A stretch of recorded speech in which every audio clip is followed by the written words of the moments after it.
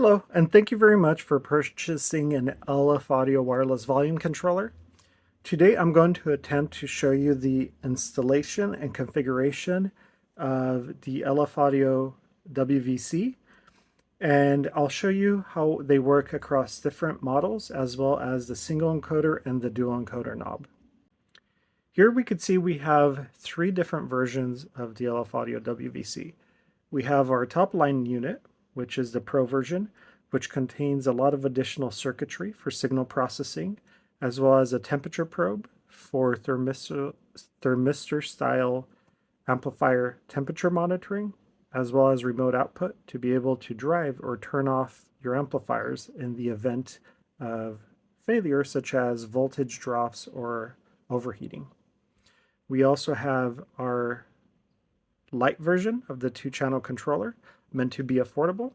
And then we have the 6-channel version of that. So today we'll go through some basic install steps as well as configuration steps. If you have purchased the WVC Pro, simply connect your wires on the 4-pin connector in the following manner. You have your ground on the right, your 12 volt from your battery on the left, and your remote in from your head unit DSP, LOC, or other signal source to your remote in. Then your remote out can optionally drive your amplifier or other equipment you'd like to turn on. For the WVC Lite and the 6-channel Lite, same exact pin out, except we only have 3 pins. There's no remote out. Your Pro unit will come with a meter-long temperature probe. Simply plug it into the unit, take the plastic mount that comes with it, put the probe in the mount, take the double-sided sticky tape cover off, and then place it on your amplifier. That will help the probe stay connected and physically monitor the temperature from your amplifier. As far as antenna goes, all the antennas, the small antennas, go on the back of both of the Lite units in the rear. For the Pro, we have the long antenna that goes on the left socket and then the small antenna on the right socket. For RCA wiring, make sure you connect and disconnect all of the RCAs while the unit is powered off. A lot of these sensitive electronics, including DSPs and amplifiers, are incredibly sensitive, and connecting and disconnecting RCAs while the equipment is on can damage them. So make sure that you perform your install and you do not hot swap the RCAs at any time, as that can cause unintended consequences either through the WVC or upstream or downstream circuitry. Simply connect your inputs on the left side of the RCA inputs as noted on the cases. The outputs map to the inputs. So for the 6-channel version, we have 6 channels in, we have 6 channels out. 1, 2, 3, 4, 5, 6. Even though they're labeled as left and right, you have complete freedom to choose whether or not they represent a left and right channel or they represent a mono signal going to a mono device. The internal circuitry is not connected in any way, shape, or form. They are truly separate channels, so you are free to run a stereo left and right signal or completely independent mono signals. Once you've connected your unit and you powered it on, the first time you get started, you're going to want to charge your knob, whether it's a single encoder or the dual encoder, for about an hour. And then you want to turn the button on at the bottom of the unit.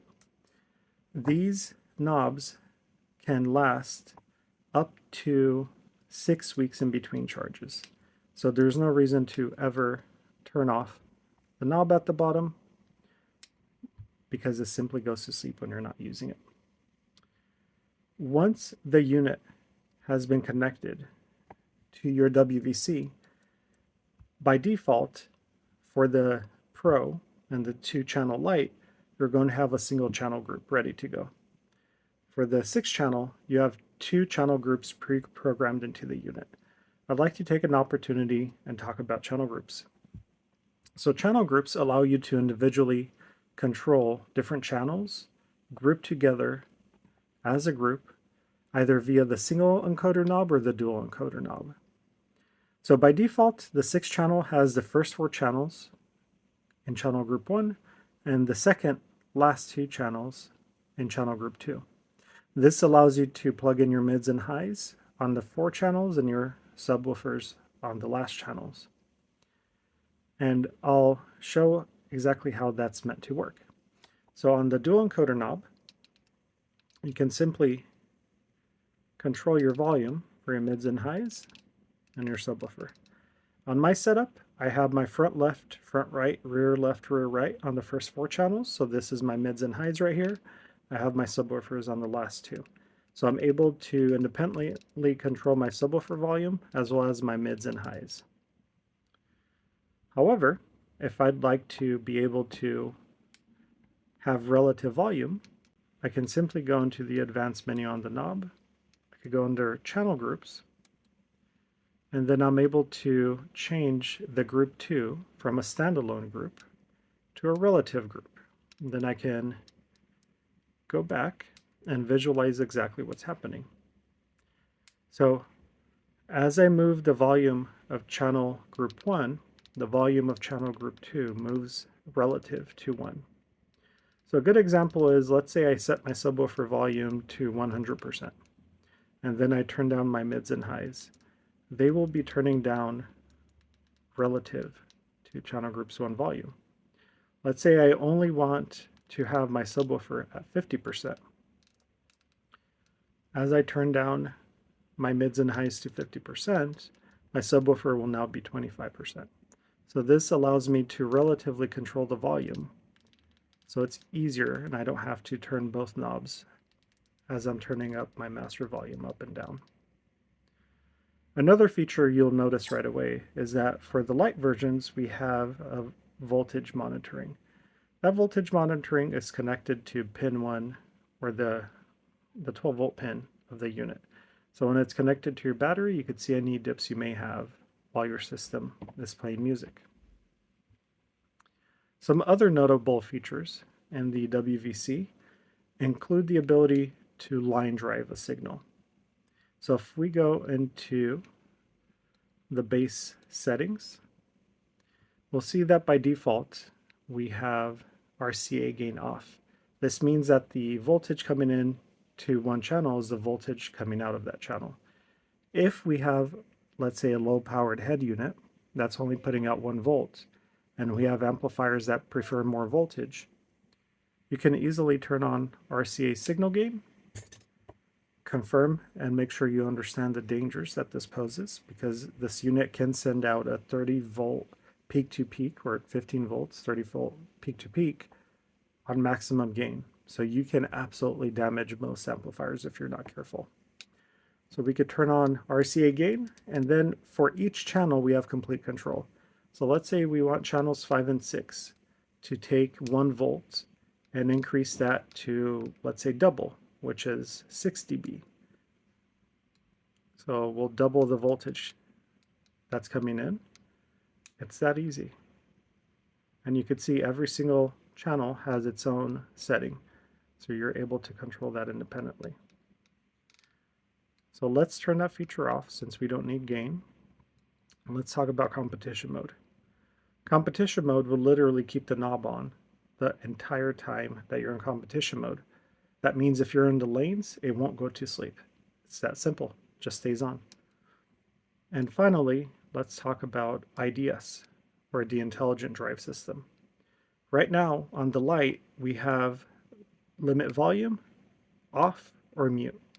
When IDS is off, it will continuously put out a signal.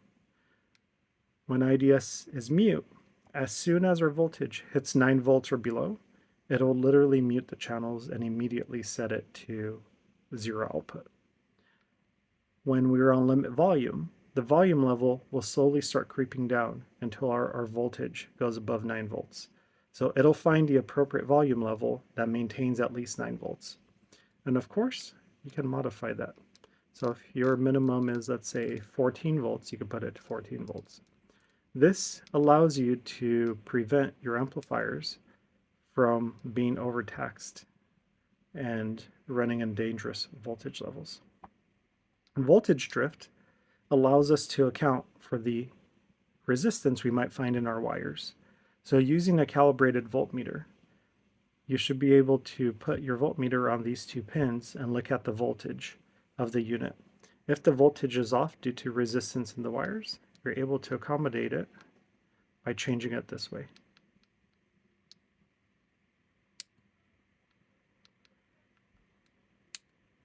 All right, and with the knob settings, we have a few options. We could change how many seconds until our knob goes to sleep, whether or not you want to be able to increase and decrease volume by going clockwise or counterclockwise. Fast mode tells us what percentage of volume change occurs when the knob is in fast mode. So by default it's 4, but let's say we want to set it to 10%. Going back to the main menu, we could swap between fast mode and slow mode by doing a single click on the top. So a single click equals about 1% of volume change. Another click allows us to go to our custom setting. So in fast mode, we have 10 clicks going from 100% down to 0% volume. So you have full control over this. All right. Next up is the most advanced feature of the WVC.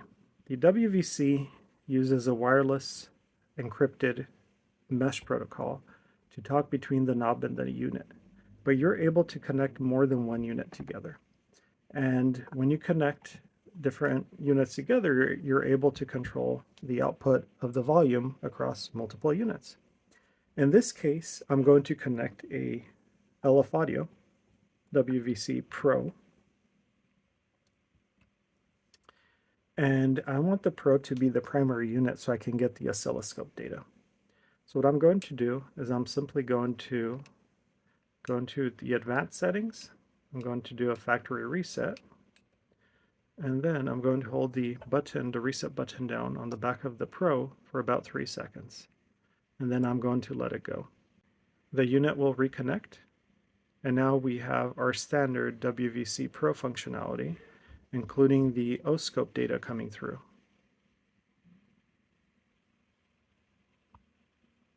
So you can see our fast Fourier transform and the oscilloscope data that it cycles through the menu. But you can see by default, I'm only controlling one channel group because we have these two channels connected.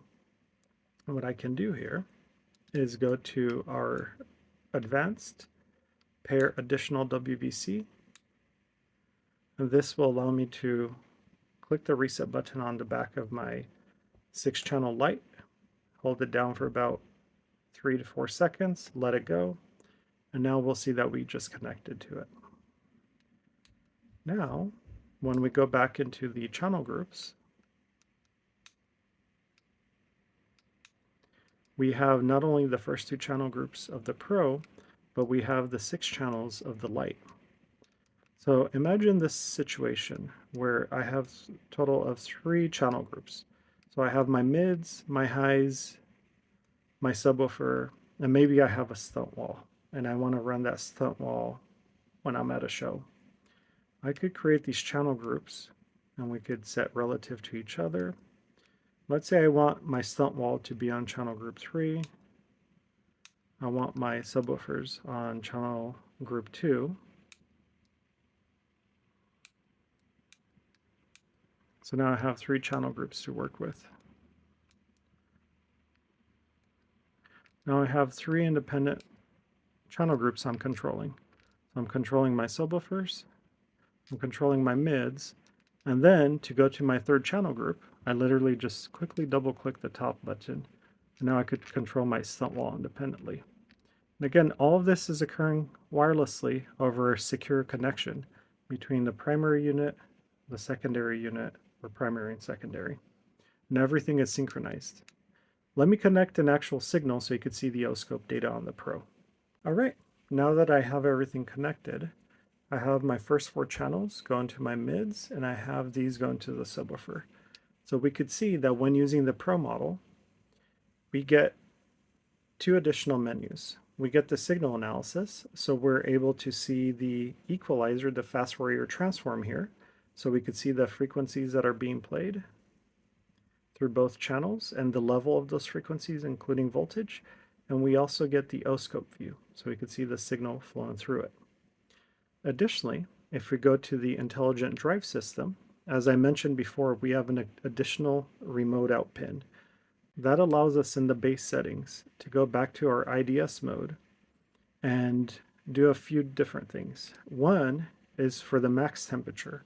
So if we're using the temperature probe, we could set the maximum temperature that's allowed to measure before the IDS kicks in. And now we not only not have off, mute, and limit volume, but we have remote off, which will turn off the signal going out of the remote out pin, so it could turn your amplifier off. And we have mute and remote, which will turn mute on the output and turn the remote off. So we get a few more additional settings here. And again, minimum voltage and maximum voltage is completely configurable. All right, and just to see how this works, on channel group 1, we have our mids and highs.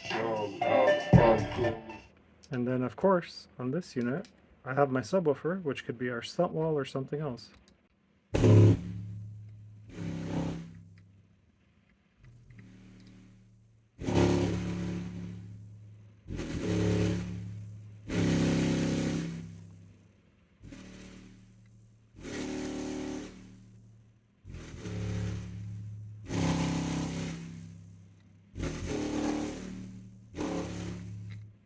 All right, so now we have an idea how two units can work together and be controlled independently wirelessly.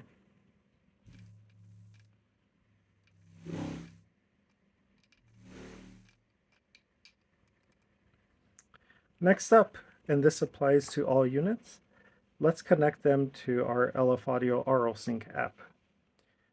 I've shown the process before, but it's pretty straightforward. You want to go into your knob, you go into the base info, and then you pull up the Bluetooth pin. In the app, you go ahead and you connect to your unit, and the first time you pair it, it'll ask you for a pin. You put that pin, and now your device is going to show on the LF Audio app. Here we could see I have the WVC connected, I have my Pro, and I have some other voltmeters connected. Then going into the device, if you have a firmware update available, it'll show up at the top. Performing a firmware update is pretty straightforward. You click on the notification, and you can choose to install with Wi-Fi. First time you do it, it'll ask you to set up Wi-Fi. Once you put in your SSID and your password, the unit will start updating, and it will reset after you update. For the knob, once you have your Wi-Fi settings enabled in the app, we could go to Advanced, Firmware Update. Same thing, we can do the update. The knob will tell you that it's looking for the network and whether or not it found an update and whether or not it's downloading. There's another video available for this that you can watch on how to do updates. Once a unit has finished installing the update, once you go back into the menu, you'll see it no longer shows firmware update available. The menu will show you things such as the firmware versions of the CPU's hardware version. You could set up your device name. You could control the voltage drift, the competition mode, intelligent drive, and everything else from this menu, whether or not you want to remember volume, enable gain, or the SSID that I mentioned before. All right, thank you very much for watching this instructional video on how to get set up and some of the basics of your LF Audio WVC. If you have any questions or any issues, please don't hesitate to reach out. Contact@lf-audio.com.